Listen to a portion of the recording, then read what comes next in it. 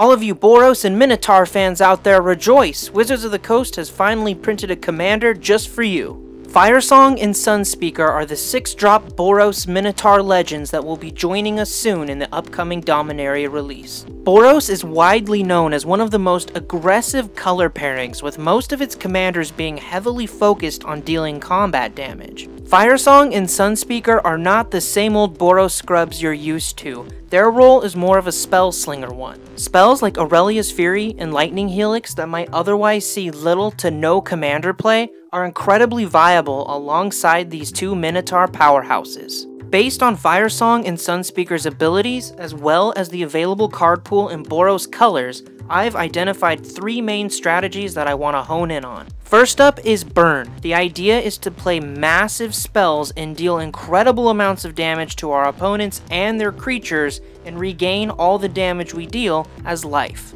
And since we're planning on gaining a ton of life, we might as well use all of that life to win a few games. And for the spikier players out there, there's definitely room for a few infinite mana producing combos. Normally, when you think of Burn, you think of spells like Lightning Bolt, Shock, or Incinerate. Alongside Firesong and Sunspeaker, these spells aren't only dealing damage, they're also gaining you life. I'd recommend steering clear of these spells and instead focusing more on spells like Lightning Helix. If you're going to burn, you might as well burn big. There's no sense in focusing on small time spells when you can splash a little bit of white and get a lot more out of it. For example, a spell like War Leader's Helix will trigger both of Firesong and Sunspeaker's abilities, which will give you 8 life and deal 7 damage to a player or a creature. And seeing as all your red instants and sorceries have lifelink, you might as well throw in Chain Reaction, Blasphemous Act, or Star of Extinction. Seriously, the amount of damage you can deal and the life you can gain is absolutely absurd. And a few spells like Fireball, Rolling Earthquake, or Earthquake are must-haves in a deck like this. The multitude of X-cost burn spells out there aren't only great for clearing the board of annoying creatures, they're also amazing for one-shot killing our opponents. The downside of spells like this is that they can be very expensive to cast effectively. That's why it's ultra important to include plenty of artifact ramp. And since you'll be slinging a lot of spells, it's important to bring creatures like Young Pyromancer, Monastery Mentor, and Blaze Commando along for the ride. Why only sling spells when you can create an army too? Not only that, all 3 of these creatures serve as great backup plans to Firesong and Sunspeaker if they're in our command zone. I'd also strongly recommend enlisting the help of Treasonous Ogre and Neheb the Eternal. With a 6 to cast commander and plenty of massive spells, we're going to need a lot of mana to cast everything consistently. Cards like Personal Sanctuary, Runetel, Kitsune Ascendant, and Light of Sanction are going to help us ensure that our board wiping spells don't take out our side of the board. And if you really want to be a jerk, don't forget to slot in Furnace of Wrath, Repercussion, and Dictate of the Twin Gods just to make the damage and life gain that much sweeter. And don't forget about Strionic Resonator, Isochron Scepter, and Sunforger. These are definitely must-haves. Strionic Resonator allows you to copy Firesong and Sunspeaker's damage dealing ability and get 2 for the price of 1. Isochron Scepter and Sunforger give your huge amount of instant spells additional value, as you're able to use them multiple times or fetch them out and use the specific ones you need. When it comes to life gain, 2 of my favorite spells are Sun's Bounty and Survival Cache. Both spells are low-costed, can be repeatedly used, and in the case of Survival Cache, draw us cards, which is something Boros really struggles to do. Cards like Solemn Offering, Tarashi's Grasp, and Orum's Thunder also make for really neat targeted removal, because not only do they take out something you don't like, they also trigger Firesong and Sunspeaker's abilities.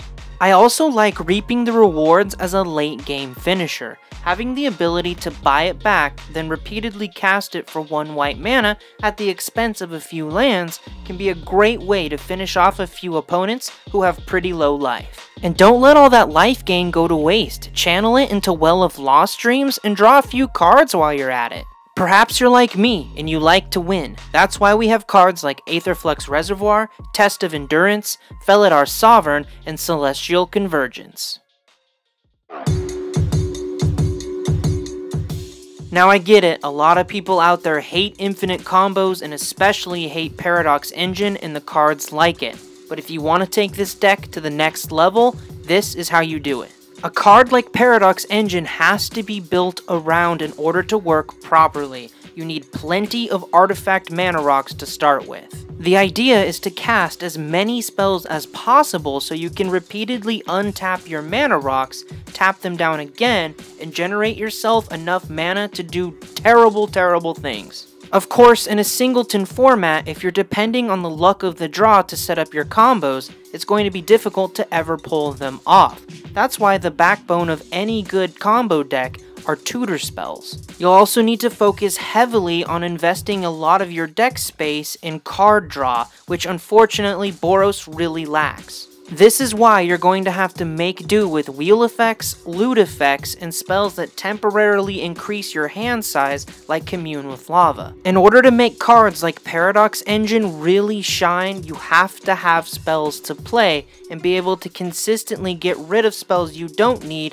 and refill your hand with better ones that you can actually use. This is the same reason why cards like Past in Flames and Mizzix's Mastery are so important to the spell-slinging combo player. Having the option of going back through your graveyard and recasting spells you've already cast before is invaluable towards generating enough mana to pump it into one big spell and win the game. Inevitably, no matter what strategy you're going for with Firesong and Sunspeaker, you're going to run into a blue player or two who's going to make it their personal mission to counter everything you're trying to do. That's why it's always important to keep plenty of counterspell defense measures on hand so you can be prepared for anything.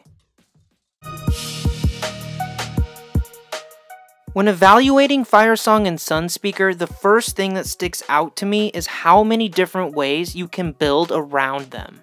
I like that they stand out from the normal Boros commanders out there and do something very different. They can also make use of a lot of spells that you might not see in any other deck out there. If you're currently in a meta that's plagued by aggressive creature-heavy decks, Firesong and Sunspeaker are the perfect response to that. I also love how casual friendly they are. This isn't a commander that people are necessarily going to be scared of, but it's one that they'll also take seriously.